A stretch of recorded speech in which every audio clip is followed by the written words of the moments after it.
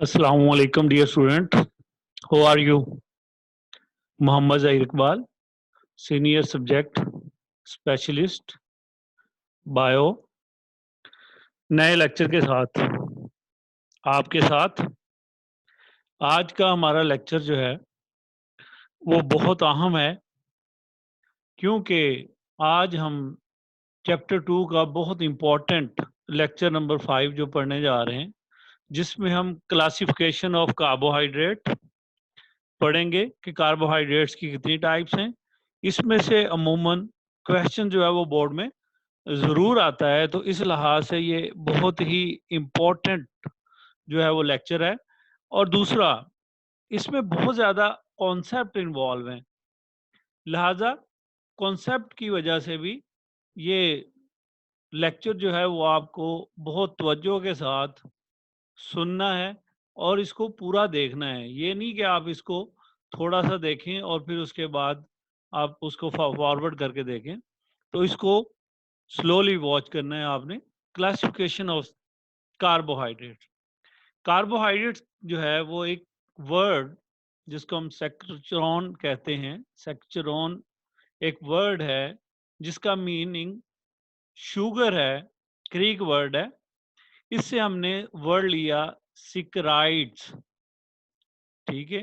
इसके लिए सिक्रन जो है वो भी वर्ड यूज किया जाता है, और सिक्राइड्स का वर्ड जो है वो हम यूज करते हैं। लिहाजा क्लासिफिकेशन में जब हम कार्बोहाइड्रेट्स का नाम लेते हैं तो फिर हम कार्बोहाइड्रेट्स नहीं कहते, तो फिर हम उनको यूज करते हैं मोनोसेक्राइड्स, ओलिगोसेक्राइड्स एंड पॉलीसेक्राइड्स। ये तीन मेन क्लासेस हैं कार्बोहाइड्रेट्स की: मोनोसेक्राइड्स, ओलिगोसेक्राइड्स और पॉलीसेक्राइड्स। आज के लेक्चर में हम मोनोसेक्राइड और ओलिगोसेक्राइड्स के ऊपर डिटेल के साथ बात करेंगे। सबसे पहले आते हैं मोनोसेक्राइड्स। अब इस मोनोसेक्राइड्स जो हैं, इनकी कुछ खसूसियात हैं, इनकी कुछ प्रॉपर्टीज हैं जिनको हमने यहाँ पे डिस्कस करना है, और यही प्रॉपर्टीज सब के साथ हम डिस्कस करेंगे। पहली प्रॉपर्टी है कि ये सिंपल शुगर्स हैं। क्या है? Simple sugar.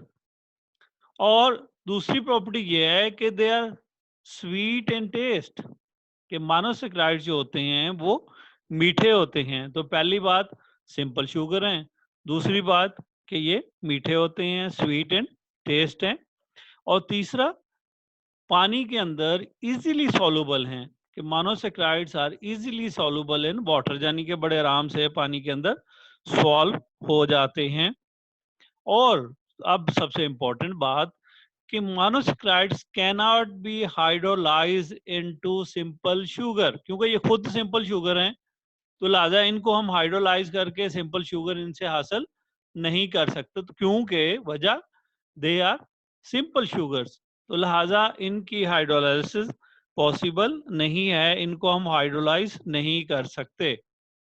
अब आ गया सबसे इंपॉर्टेंट बात।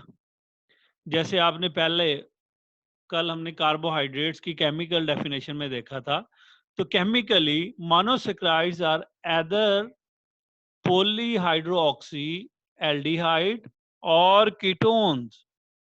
पॉलीहाइड्रोक्सी एल्डिहाइड और कीटोन्स दोनों में से एक होंगी, यानी कि पॉलीहाइड्रोक्सी एल्डिहाइड या हाइड्रोक्सिल एल्डिहाइड और पॉलीहाइड्रोक्सिल कीटोन्स होंगे। अब हम देखते हैं कि ये जो केमिकल डेफिनेशन है इसको हम किस तरीके से एक्सप्लेन कर सकते हैं। देखें, ये जो ग्रुप आपके पास है, इस ग्रुप को हम कहते हैं एल्डिहाइड ग्रुप, और ये आपके पास हाइड्रोक्सिल ग्रुप्स लगे हुए हैं। और इस तरीके से आप इसको, क्योंकि एक से ज्यादा हैं, लिहाजा इस वजह से हम कहते हैं पॉलीहाइड्रोक्सी एल्डिहाइड और पॉलीहाइड्रोक्सिल कीटोन्स। वो कैसे? देखें, ये जो फंक्शनल ग्रुप है 1, 2 और 3, आप देखें 2 के ऊपर डबल बॉन्ड ऑक्सीजन लगी हुई है, और फिर ये कार्बन दोनों साइड से कार्बन के साथ अटैच है। तो ऐसे ग्रुप को कीटो ग्रुप कहते हैं। लिहाजा इस वजह से ये बन गए पॉलीहाइड्रोक्सिल कीटोन्स, और ये होगी दो क्लासेस। अब हम इनकी स्ट्रक्चर्स को डिस्कस कर रहे हैं, केमिकल बेसिस जो है वो डिस्कस कर रहे हैं। आप देखें कि इस वाले में 6 कार्बन हैं, स्वाय पहले कार्बन के, except 1 carbon, all the carbon have hydroxyl group. जितने भी आप देखें, all carbon atom in monosaccharides except 1 have a hydroxyl group. तो तमाम में आप देखें कि हाइड्रोक्सिल ग्रुप जो है वो प्रेजेंट है। क्या चीज? हाइड्रोक्सिल ग्रुप प्रेजेंट है। ऐसे ही साइड पे आ जाएं, स्वाय कार्बन नंबर 2 के, जो कि फंक्शनल ग्रुप का कार्बन है, ऐसे ही ये कार्बन जो था ये फंक्शनल ग्रुप का कार्बन था, ऐसे ही ये जो कार्बन है ये भी फंक्शनल ग्रुप का कार्बन है। इसके अलावा बाकी तमाम कार्बन के साथ एक एक हाइड्रोक्सिल ग्रुप लगा हुआ है। इसका मतलब है कि all carbon atoms in a monosaccharide except 1 carbon, एक कार्बन के अलावा तमाम के ऊपर हाइड्रोक्सिल ग्रुप होगा, और जिसके ऊपर हाइड्रोक्सिल ग्रुप नहीं लगा हुआ वो फंक्शनल ग्रुप है। लाइक ये हमने बात की, ये कौन सा है? एल्डिहाइड ग्रुप है। और ये कौन सा है? ये कीटो ग्रुप है। श्योर? उम्मीद है आपको समझ आ गई होगी कि एल्डिहाइड ग्रुप और कीटो ग्रुप में क्या फर्क है। अब इसी बेस के ऊपर मोनोसैकेराइड्स जो हैं उनको दो तरह के ग्रुप्स में डिवाइड किया जाता है। Sugar with aldehyde group is called aldo sugar. Sugar with aldehyde group, they are known as aldo sugar. ये हमारे पास aldehyde group है। ऐसे ही जैसे कि ये जो नाम है ग्लिसरल एल्डिहाइड, ये आपके बुक में भी है। इसी तरह से number 2, the sugar with keto group is known as keto sugars। और ये आप देखें ये कौन सा है? कीटो ग्रुप लगा हुआ है। लिहाजा इस तरीके से ये डाई हाइड्रोक्सी एसीटोन। तो ये दो शुगर जो आपको दिखाई गई हैं बेसिकली, इसमें आप देखें कितने कार्बन हैं? 1 2 3। तो ट्राइओसिस हैं ये। अभी अभी हम अगले नेक्स्ट में इसको पढ़ेंगे क्लासिफिकेशन को, ये और एक क्लासिफिकेशन भी है। तो ये शुगर्स बहुत इंपॉर्टेंट हैं। इसलिए इंपॉर्टेंट हैं कि ये दोनों जो शुगर्स हैं ये इंटरमीडिएट कंपाउंड्स हैं। क्या है ये? इंटरमीडिएट हैं इन रेस्पिरेशन एंड फोटोसिंथेसिस। यानी कि ये शुगर दोनों इसलिए इंपॉर्टेंट हैं कि ये रेस्पिरेशन और फोटोसिंथेसिस के इंटरमीडिएट कंपाउंड्स हैं। क्या है? Intermediate. Two trioses are intermediate in respiration and photosynthesis. अब आते हैं जी नेक्स्ट, जो मैंने आपको कहा कि हम एक और तरह से क्लासिफिकेशन, पहली क्लासिफिकेशन जो पढ़ी अभी आपने वो पढ़ी है फंक्शनल ग्रुप की बेस के ऊपर। किस बेस पे पढ़ी है? फंक्शनल ग्रुप की बेस के ऊपर। अब जो हम क्लासिफिकेशन पढ़ रहे हैं ये क्लासिफिकेशन बेस करती है कार्बन के नंबर्स की बेस के ऊपर। पहले दिन आपने पढ़ा कि मिनिमम नंबर जो है वो 3 होगा, मिनिमम नंबर 3 होगा, और जो मैक्सिमम नंबर है वो मैनी थाउजेंड्स तक हो सकता है। वो कहाँ तक हो सकता है? मैनी थाउजेंड्स तक। इसलिए नेचर के अंदर जो मोनोसैकेराइड्स पाए जाते हैं, जिनको हम नेचुरल मोनोसैकेराइड्स कहते हैं, वो भी स्टार्ट होते हैं 3 से और एंड होते हैं 7 के अंदर। यानी कि 3 कार्बन से शुरू करके 7 कार्बन तक उनका नंबर होता है। अब जिसमें 3 कार्बन हैं उनको हम कहते हैं trioses. They are known as trioses 1 2 3। जिनमें 4 कार्बन होंगे उनको हम कहेंगे टेट्राओसिस। ट्राइओसिस, टेट्राओसिस। ये देखें 1 2 3 4 इसमें हैं। और ये जो क्लास है ये बहुत रेयर है नेचर के अंदर, और सिर्फ बैक्टीरिया के अंदर ही पाई जाती है। पेंटोसिस 5 कार्बन, ये आपके सामने 5 कार्बन वाली स्ट्रक्चर जो है वो नजर आ रही है। हेक्सोसिस 6 कार्बन, तो ये आप काउंट कर लें 1 2 3 4 5 6 कार्बन है इसमें, लिहाजा ये हेक्सोसिस है। 7 कार्बन हेप्टोसिस, इसको आप काउंट करें तो ये 7 कार्बन जो है वो बनते हैं। तो इसका मतलब हुआ कि नंबर ऑफ कार्बन की बेस के ऊपर अगर नंबर 3 कार्बन है उसमें तो फिर ट्राइओसिस, 4 हैं तो ट्राइओसिस, 5 हैं तो पेंटोसिस, 6 हैं तो हेक्सोसिस, 7 हैं तो हेप्टोसिस। अब नेचर के अंदर ये जो कार्बोहाइड्रेट्स हैं ये डिफरेंट ऑर्गेनिज्म में पाए जाते हैं और इनका जो जनरल फार्मूला है वो वही है जो कि शुरू में पहले दिन हमने पढ़ा था। अब फर्क यहाँ पे आप देख रहे होंगे कि यहाँ पे हमने वहां पे हमने C को X लिखा था, H2O को ब्रैकेट में लिखा और फिर यहाँ पे Y लिखा, क्योंकि इनके नंबर्स एक जैसे होते हैं। यानी कि वहां पे हमने कहा X इज होल नंबर और Y इज होल नंबर, क्योंकि X और Y यहाँ पे बराबर होते हैं, लिहाजा हम क्या करते हैं CH2O और होल की N क्या हो सकता है, मिनिमम 3, मिनिमम 3।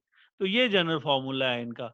आप 6 5 4 N कोई भी हो सकता है, इस तरह से 7 तक अगर हम नेचुरल की बात कर रहे हैं, नेचर के अंदर जो पाए जाते हैं, where number N is 3 to many thousands, ये वही रहेगा जो पहले दिन हमने पढ़ा था, इसमें कोई चेंज नहीं आती। अब ये आपके पास देखें कितने नंबर हैं, 1 2 3 4 5 पेंटोसिस है, राइबोज इसका नाम है और आपको नजर आ रहा है इसमें क्योंकि एल्डिहाइड ग्रुप लगा हुआ है तो इसलिए इसको हम एल्डो शुगर का नाम देते हैं। ये आपके पास फिर एल्डो शुगर आ गई नंबर 1 के ऊपर, एल्डिहाइड ग्रुप लगा हुआ है और इसमें कार्बन है 6, तो इसका मतलब हेक्सोसस शुगर है। और जो आपके सामने स्ट्रक्चर नजर आ रही है ये है ग्लूकोज की। तो ग्लूकोज और राइबोज, एक पेंटोज शुगर है दूसरी हेक्सोसिस है और दोनों एल्डोसिस हैं, यानी कि एल्डो शुगर से ताल्लुक रखती हैं। अब इनमें से जो बायोलॉजिकली मोस्ट इंपॉर्टेंट है दैट आर द हेक्सोसिस, जो कि ग्लूकोज है। और उसकी इंपॉर्टेंस की वजह आपको पता है कि ग्लूकोज फोटोसेंसिस का प्रोडक्ट है और रेस्पिरेशन का ये रिजेक्टेंट है।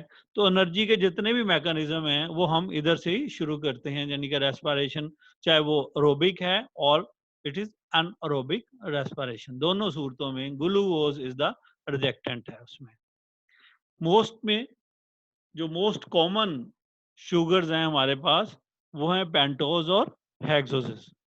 पेंटोज शुगर इसलिए ज्यादा इंपॉर्टेंट हैं क्योंकि राइबोस जो है ये डीएनए और आरएनए में होता है।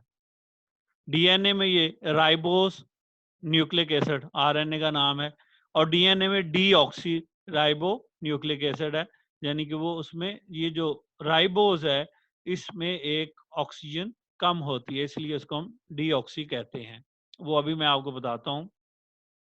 नॉर्मली ये जो कार्बोहाइड्रेट्स हैं मोनोसेक्राइड्स जिनकी हम बात कर रहे हैं ये सॉल्यूशन में रिंग फॉर्म के अंदर प्रेजेंट होते हैं, यानी कि जब ये सॉल्यूशन फॉर्म में होते हैं तो ये लीनियर स्ट्रक्चर में नहीं रहते बल्कि ये रिंग स्ट्रक्चर के अंदर प्रेजेंट होते हैं। और जो ये रिंग बनाते हैं वो कभी कभी बोर्ड में उनको ड्रॉ करने के लिए भी आ जाते हैं, ठीक है। तो लिहाजा रिंग्स जो हैं उनको आप 5 कॉर्नर रिंग बनाता है जी राइबोस, क्या बनाता है 5 कॉर्नर रिंग्स। और न्यूक्लिक एसिड में चाहे वो आरएनए है या डीएनए उसमें यही वाली स्ट्रक्चर, कभी लीनियर स्ट्रक्चर नहीं उसमें आती, उसमें हमेशा ये वाली स्ट्रक्चर जो है वो ली जाती है। इसको हम बोलते हैं राइबोफेरिनोस, क्योंकि ये फेरन एक स्ट्रक्चर है उससे ये लिया गया है, 5 कॉर्नर रिंग है। ये जो निशान आपको ब्लू कलर नजर आ रहा है ये इसलिए बनाया गया कि अगर ये डीऑक्सीराइबो होती तो यहां से एक ऑक्सीजन कम होता, अगर यहां से एक ऑक्सीजन कम होता तो फिर ये डीऑक्सीराइबोज होती, और क्योंकि इसमें अब प्रेजेंट है तो लिहाजा ये राइबोज है और इस स्ट्रक्चर को हम राइबोज पेरिनोज का नाम देते हैं। इसी तरह से ग्लूकोज जो है वो 6 कॉर्नर रिंग बनाता है, ग्लूकोपेरिनोज, ये 6 कॉर्नर रिंग है। आप देखें इसमें 6 कॉर्नर हैं, इसलिए इसको ग्लूकोपेरिनोज का नाम दिया गया। तो ये रिंग स्ट्रक्चर जो है ये ड्रॉ करने के लिए आने चाहिए। स्पेशली ये जो राइबोज का रिंग स्ट्रक्चर है ये आपको जरूर याद करना पड़ेगा। नेक्स्ट आ जाए बेटा कि अब फंक्शंस की तरफ आते हैं और ये देखते हैं कि ये जो शुगर्स हैं ये कहाँ पे ज़्यादा पाई जाती हैं, क्योंकि हमने जनरल फंक्शंस तो पढ़ लिए थे। अब मोनोसेक्राइड्स के कुछ फंक्शंस जो हैं वो डिस्कस किए गए हैं यहाँ पे आपके सिलेबस में, और ये कहाँ पे प्रेजेंट होते हैं ये चीज़ें आज हमने अभी डिस्कस करनी है। सबसे पहले आप देखें कि ये जो मोनोसेक्राइड्स हैं ये अमूमन आपको फ्री स्टेट के अंदर ऑल फ्रूटिस, जितने भी फ्रूट्स हैं उनमें ये अबंडेंटली नज़र आते हैं। और उन फ्रूट्स में से ज़्यादा इंपॉर्टेंट फ्रूट्स कौन से हैं? ग्रेप्स में आपको नज़र आएंगे, फिग्स, अंजीर जिसको हम कहते हैं उसमें, और डेट्स के अंदर सबसे ज़्यादा जो है वो उसमें ग्लूकोज प्रेजेंट होता है, लिहाजा ये फ्री स्टेट में पाया जाता है। हमारे ब्लड में ग्लूकोज जो है वो 0.08% होता है। ये एमसीक्यूज भी आया हुआ है बोर्ड में कि हमारे ब्लड में नॉर्मली ग्लूकोज जो है वो ब्लड का 0.08% होता है। इसी तरह से जब ये मोनोसेक्राइड्स जो हैं ये मिलते हैं और कंबाइन होते हैं तो ये डाइसेक्राइड्स, ओलिगोसेक्राइड्स और पॉलीसेक्राइड्स बनाते हैं। यानी कि ये कंबाइन फॉर्म में जब मिलते हैं तो उनसे डाइसेक्राइड्स, ओलिगोसेक्राइड्स और पॉलीसेक्राइड्स बनते हैं।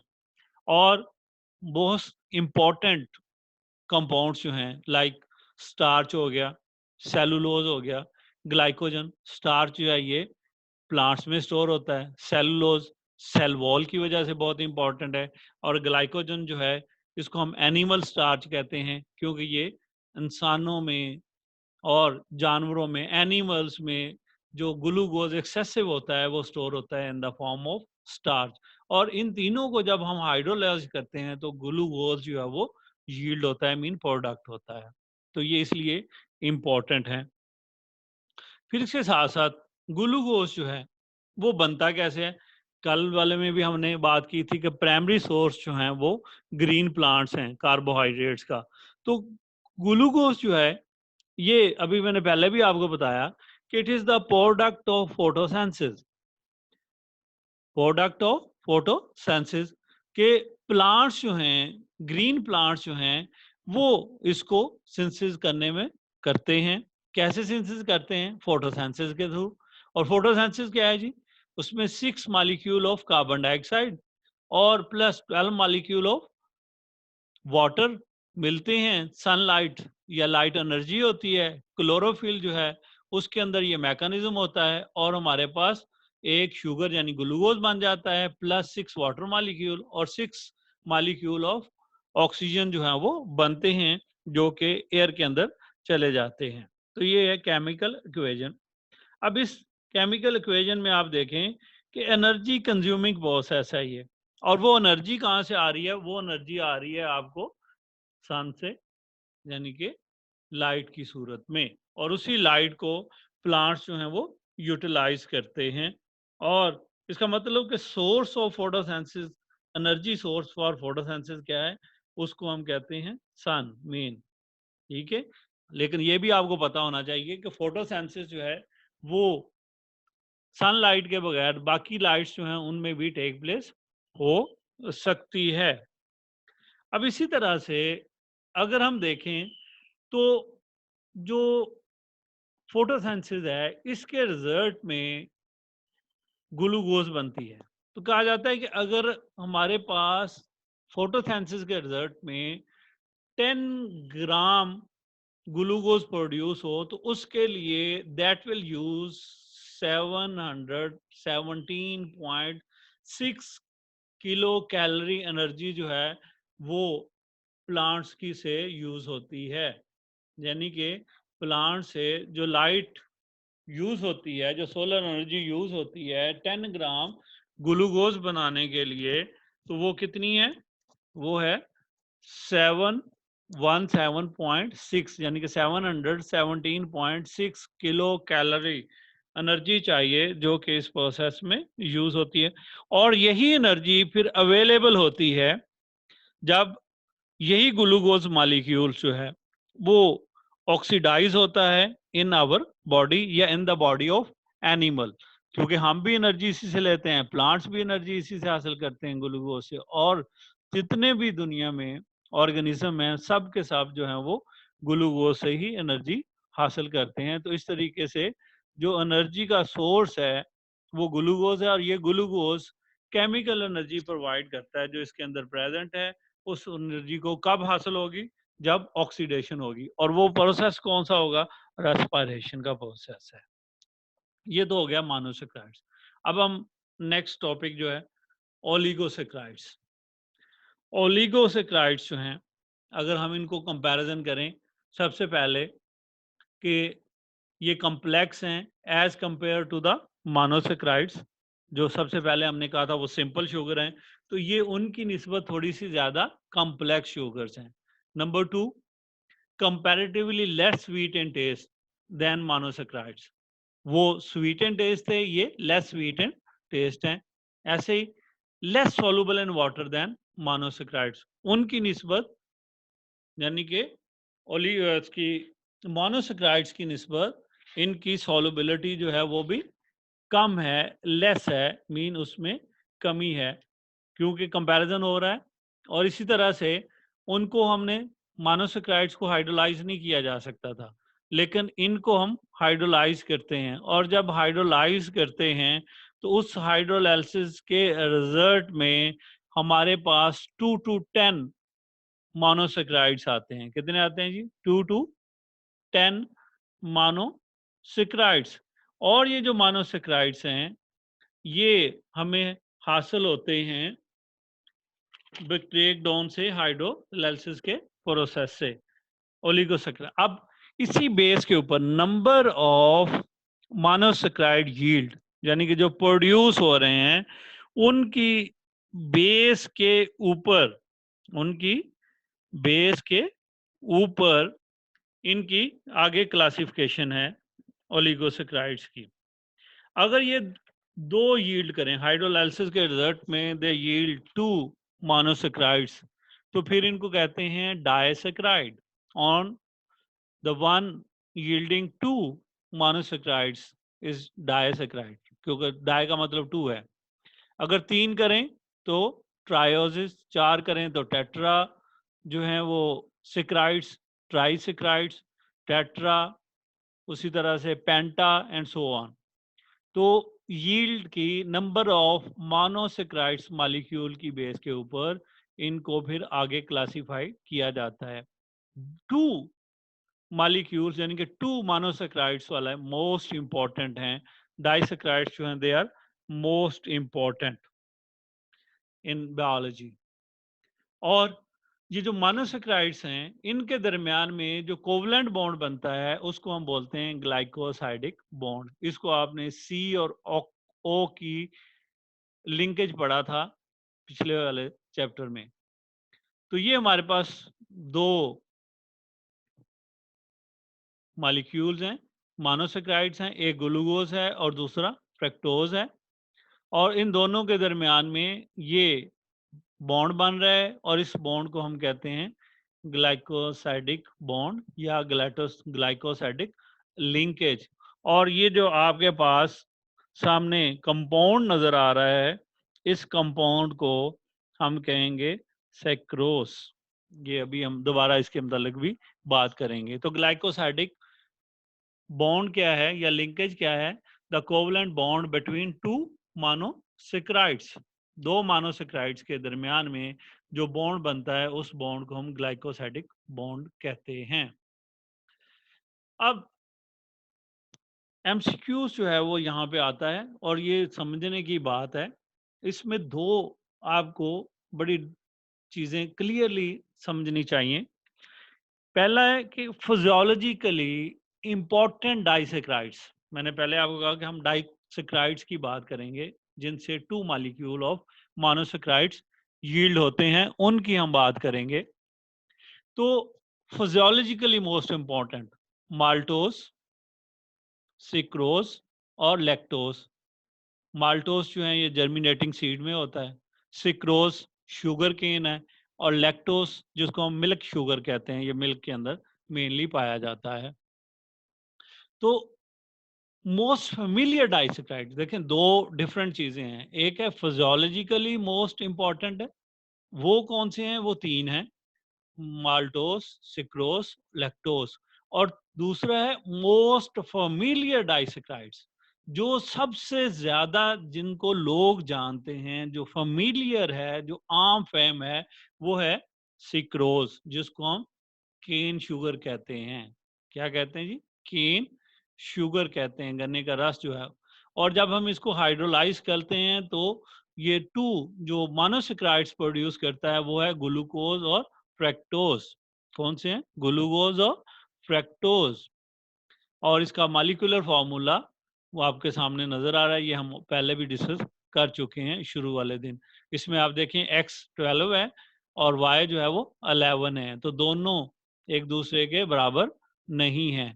तो यहाँ पे C को हम x लिखेंगे, H2O ब्रैकेट में, और फिर y, क्योंकि दोनों एक दूसरे के डिसिमिलर हैं। तो ये ओलिगोसेक्राइड्स और पॉलीसेक्राइड के लिए ये डिफरेंस जो है वो मेंटेन होगा, जबकि मोनोसेक्राइड्स में ये डिफरेंस नहीं होता। अब आपके सामने ये नजर आ रहा है जी, ग्लूकोज मॉलिक्यूल, फ्रैक्टोज, एक तरफ से हाइड्रोक्सिल और दूसरी तरफ से हाइड्रोक्सिल का H आपस में कंबाइन होते हैं, तो एसोसिएशन बन जाती है CO C, दरमियान में हमारे पास ऑक्सीजन आ गई, इसको हम ग्लाइकोसाइडिक बॉन्ड कहते हैं। और ये जो स्ट्रक्चर आपको नजर आ रहा है, जो फार्मूला आपको नजर आ रहा है, इसको हम सिक्रोज का नाम देते हैं। यानी कि ये एक कंपाउंड बन गया, जिसको हमने कहा कि ये मोस्ट फेमिलियर डाइसेक्राइड है, मोस्ट फेमिलियर डाइसेक्राइड है। तो ये था ओलिगोसेक्राइड्स के मतलब। इसमें मेनली हम मोनोसेक्राइड्स के मतलब पढ़ते हैं। ये जी डिफरेंट एमसीक्यूज जो लास्ट पेपर्स में आए हुए हैं, इनको आपने सॉल्व करना है खुद। और हमने तमाम एमसीक्यूज जो आपको नज़र आ रहे हैं, ये सारे के सारे हमने 1 बाय 1 डिस्कस कर लिए हैं। कोई आपको इन पे कंफ्यूजन नहीं होनी चाहिए। हाँ, एक चीज़ रह गई, वो थी कि ये आपको विच आर रिड्यूसिंग शुगर। तो एक कॉन्सेप्ट है रिड्यूसिंग और नॉन रिड्यूसिंग शुगर का। रिड्यूसिंग शुगर हम उन शुगर को कहते हैं जिनमें एल्डिहाइड या कीटो ग्रुप जो है वो फ्री होता है, वो फ्री होता है। और इस तरीके से इन शुगर्स के अंदर रिडक्शन की एबिलिटी होती है कि they can reduce the other compound, उनको ये रिड्यूस कर देती हैं। तो इस वजह से इनको हम कहते हैं रिड्यूसिंग शुगर। मोनोसेक्राइड्स तमाम के तमाम जो हैं वो रिड्यूसिंग शुगर हैं। मोनोसेक्राइड्स तमाम के तमाम रिड्यूसिंग शुगर्स हैं। ओलिगोसेक्राइड्स में कुछ रिड्यूसिंग है और कुछ नॉन रिड्यूसिंग है, जबकि पॉलीसेक्राइड सारी की सारी नॉन रिड्यूसिंग शुगर में आती है। ये जो केन शुगर है ये नॉन रिड्यूसिंग शुगर है, जो कि प्रोड्यूस हुई है फ्रॉम 2 रिड्यूसिंग शुगर्स। तो ये था जो कि कॉन्सेप्ट था एक रिड्यूसिंग और नॉन रिड्यूसिंग शुगर का। ये आपके सामने क्वेश्चन नजर आ रहे हैं जो कि इम्पोर्टेंट थे। सोर्स ऑफ कार्बोहाइड्रेट्स, कार्बोहाइड्रेट्स की डेफिनेशन, मोनोसेक्राइड्स की definition, percentage of glucose in blood अभी हमने बात की, ओलिगोसेक्राइड्स कौन से हैं, ग्लाइकोसाइडिक बॉन्ड क्या है, और राइबोफेरिनोज और ग्लाइकोपेरिनोज। और फिर उसके बाद मोनोसेक्राइड और ओलिगोसेक्राइड्स का कंपैरिजन करना है। कोशिश करूंगा मैं आखिरी दिन जो है इसमें, जब हम ये ख़त्म कर रहे होंगे, तो एक कंपैरिजन जो है वो भी एक स्लाइड जो है उस पर हम कर सकें। तो आज के लिए इतना ही।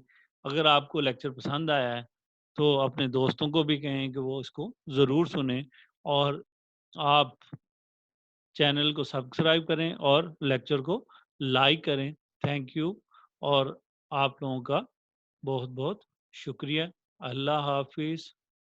अल्लाह आपको अपने हिफ्ज़ो अमान में रखे। Take care.